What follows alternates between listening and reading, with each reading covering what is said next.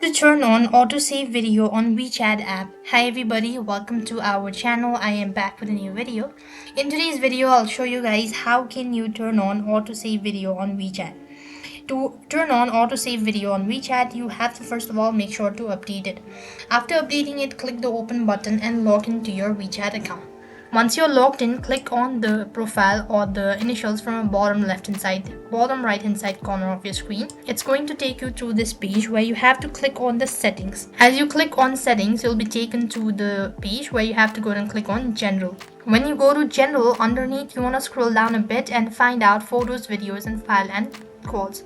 When you do it so, you want to go and make sure to click on auto save or toggle the button for that. Once you've done it so, you'll have to go ahead and make sure to fill out some confirmation or just click on the confirm button, and with that you'll have successfully turned on auto save video on WeChat.